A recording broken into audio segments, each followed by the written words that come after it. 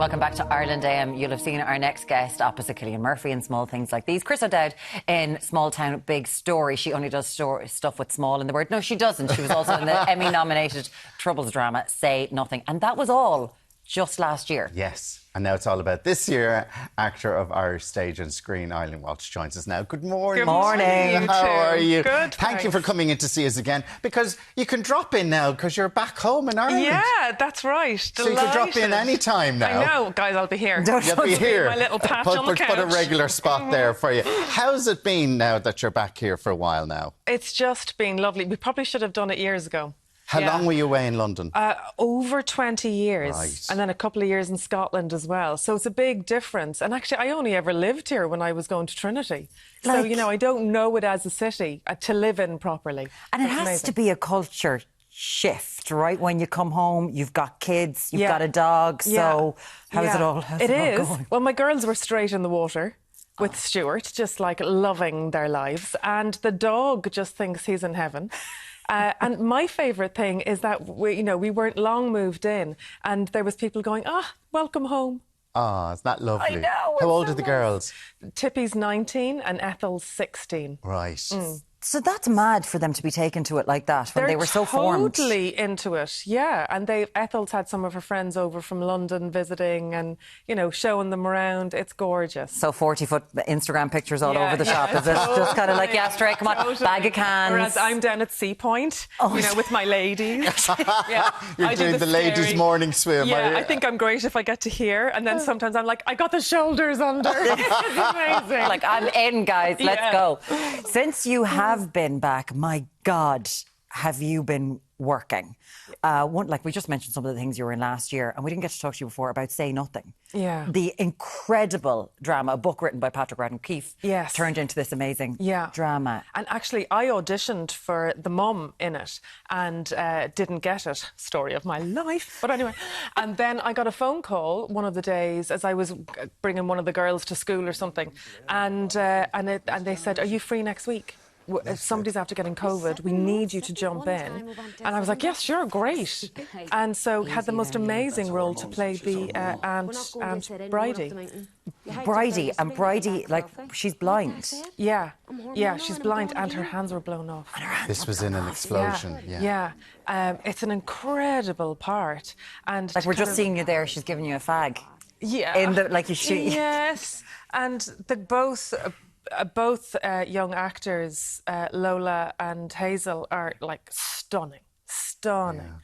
But it was an amazing role to actually get to play. But I wasn't prepared for it because I had to be blinded and I'm afraid of the dark and I don't trust people too easily. So having to be led around with these prosthetics on. So what did they do? Tell us what they did. So they had to use these prosthetics to cover my eyes to make it look like the skin was burned, you know. But once they're glued on, that's you for like the 12 hours of shooting. But are you not...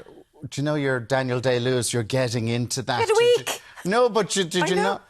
there's nothing you can do, really, because you can't pretend to know how people survive that. But you just were blinded for those 12 hours. And my daughter, Tippy, came and she had to kind of ferry me round because, I didn't know where the loo was. I couldn't eat because I didn't know where anything was on my plate. And anyway, it was an adventure, to say the least. That is an honour to actually be part of a series like that, because the writing was phenomenal. And there has been, because it's Emmy-nominated for writing, but an awful lot of... and I would say American, like, whatever about here, but American-based critics are like, why isn't this nominated in every category? Absolutely. Like, honestly, it's one of the most phenomenal things that we've ever... Like, it really is so good. Well, and also, for such a long-form drama, it's each episode is just... There's eating and drinking in it, you know.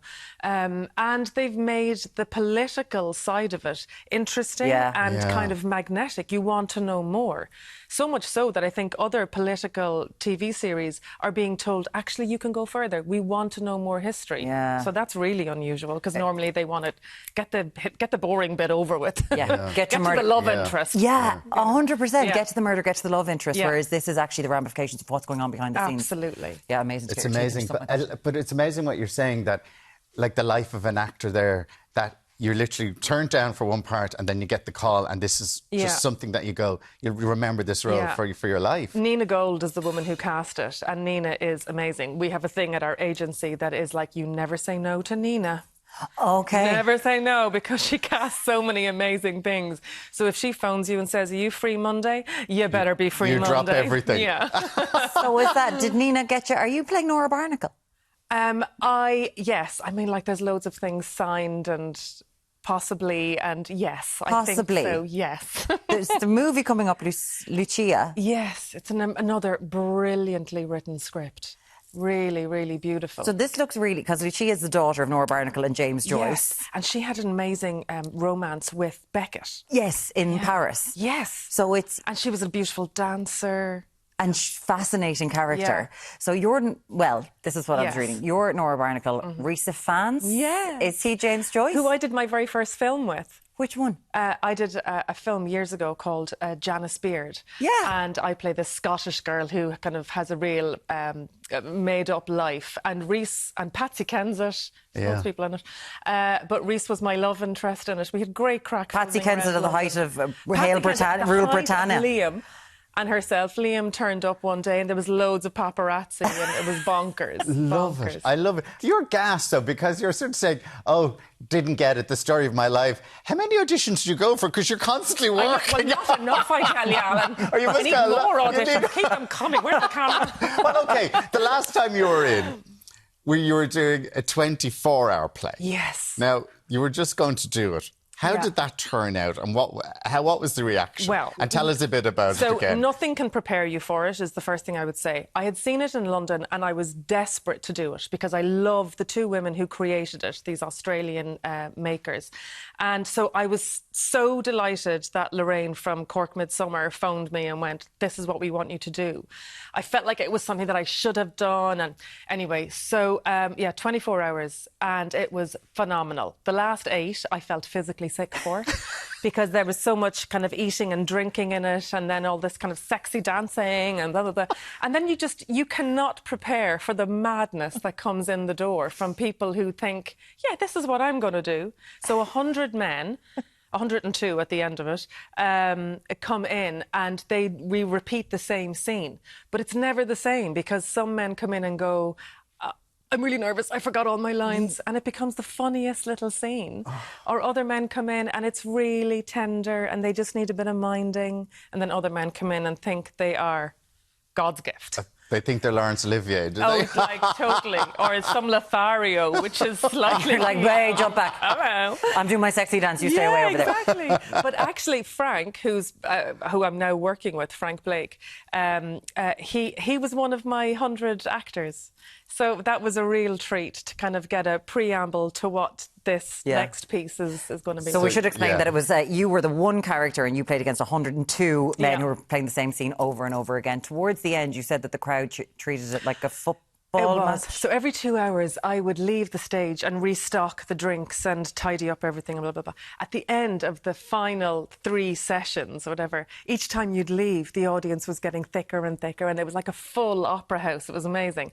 But as I'd turn around, you'd get the people clapping, so excited, and then you'd get, go on, Eileen!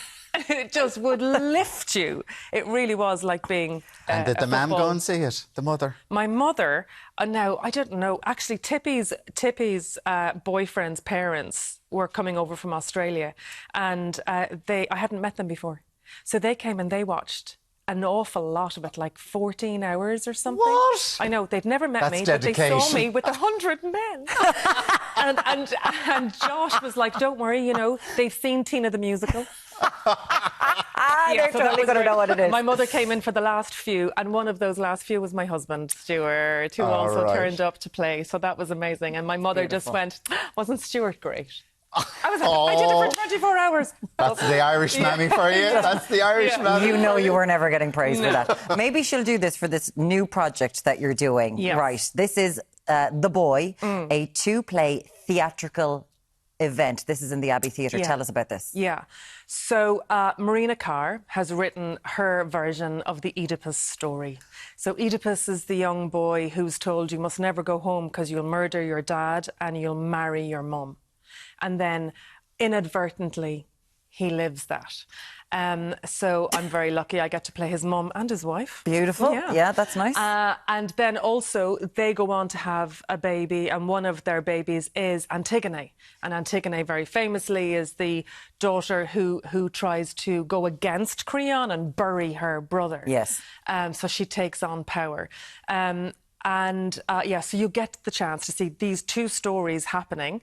You can see one a night, or Wednesdays and Saturdays, you can see both shows on the one day, like a little Netflix. So you go to the matinee, you can go off, have dinner, and come back for the part 2 of it. Yeah, a proper epic theatre feeling. Or you would go on Monday, Tuesday. On a Monday, yes, Tuesday. Exactly. Yeah. So you'd see them both. So it's like, as you're describing it as a binge event. Yes, half of it one night, half of it the next night. Yeah. Or full on, one day, give it to me. Give boom, me boom, boom, boom, boom, boom, boom. Yeah. 5 hours. Yeah. One of the, like, theatrically, classically, one of the hardest things to play, but this has kind of got a comic twist to it. So Marina Carr is just such a phenomenal writer. She takes these Greek stories and places them in a farm in Ireland. You know what I mean? It's like how this epic becomes local all the time.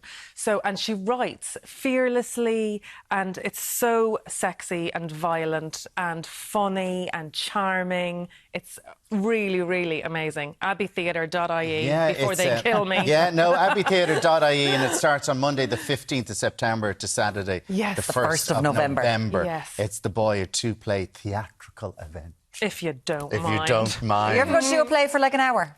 Well, I did an Enda Walsh play with my sister Catherine, who was also in this play. Yeah. She's keeping it local, lads. It's unbelievable. Now that she's home. Now she's home. Everybody get in here. Come on, keep the auditions coming to her. Yes, please. Thanks, Alan. Or just the calls. Just the calls, yeah. Never say no to Nina. Come on, Eileen. It's a pleasure to have you in as always, Eileen Walsh. Thanks a million. So lovely. Thanks a million. Thanks so much. Thank you. Now, coming up next, it's a viewer request. Edward Hayden's doing it in the kitchen. It's a gluten-free bake. Yes, tune and stay with us for a lemon and almond cake after this quick break.